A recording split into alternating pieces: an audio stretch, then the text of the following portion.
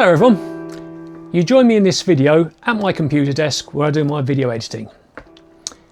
A little over 18 months ago I took an early retirement after a career spanning over 3 decades, and this naturally freed up a lot of time where I could actually indulge in my passions, which is still photography.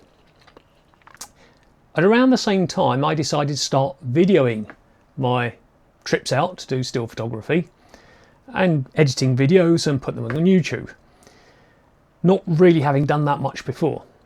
In the early videos I was using a single camera, the one I'm filming on now, which is a Sony a7S III with a wide angle lens, maybe a 20mm or 24mm.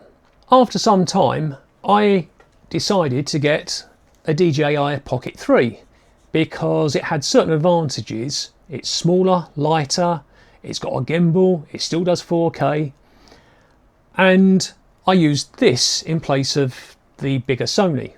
However, when I came to edit the footage from either just the Sony or the DJI, one thing started to become evident.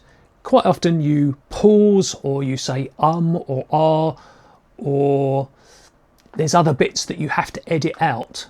And it was noticeable that with the footage from just one camera, it was quite tricky to get those edits to hide an otherwise jerky cut. I started thinking about how to improve things, and the obvious answer is, well, you film with 2 video cameras so you can cut from one to another and make things look a little bit more smoother. You can hide edits.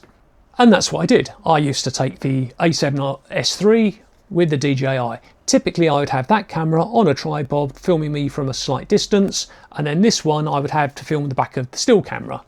And then when I need to do an edit and get rid of a gap or something, I could just cut from one to the other, show the back of the camera, show me at my camera from a distance. And it kind of worked. But in solving one problem, I created another problem.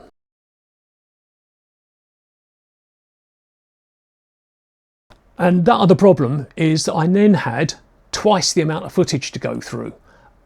When I video, I'm not doing record and leaving them on record for a period of time. I'm stopping and starting both camera independently, lots of stop starts, lots of individual clips. When you then bring them back to your computer and put them into your editor, you end up with lots of clips from one camera, lots of clips from the other camera, and you don't know which clips from one camera go with which clips from the other camera. It made it very difficult to locate the right clips to go with each other and get your footage synced up. So much so that my video editing time grew and grew and grew. How these people that have been doing YouTube videos for years, single-handedly and regularly, week after week after week, putting out their videos is beyond me. I take my hat off to them. They're marvellous. And I really appreciate and respect what they do now, having tried to do it myself and failed.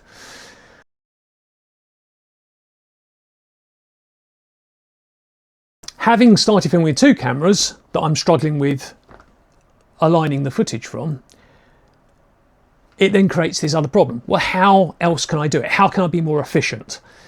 And in the research for that, I discovered the Deity TC1 Timecode generators. The purpose of these is it allows you to have a clock on both cameras that are synced, and your footage comes in with the same hour, minute, second and frame into your editor. And that means that your footage, when it comes in, is all nicely synced up. No hunting for which clip goes with which. It all just lines out nicely on your timeline, and you can pick which shot you actually want to include in the final edit. I probably have been using these for maybe 4 months. And I haven't done a huge amount of editing with them yet because I've got a backlog. And I'm learning how to use these, but I'm now getting to the stage where I feel comfortable talking about the actual units themselves, the control and the menu system of them, how they interact with the app that you can that Deity also do, that these talk to, and then how that footage you can bring it into DaVinci Resolve and how you can use the advantage of the timecode footage. So that's what this video is going to be about. I'm probably going to break it into a couple of different videos because there are different sections to talk about. There's the actual units themselves, the kit that I got, there's the app, there's how you connect it with your camera, and then there's the footage and how you edit timecode footage on your video editor. So I'm probably going to break it down into a series of shorter videos so that if anybody wants to dive into one, it's a lot easier and more convenient to them. If they want to know about the kit, they've got the video there. If they want to know about the editing, they can go to the edit video. So this is what this video is going to be starting. Hopefully you can get something from it. Cheers.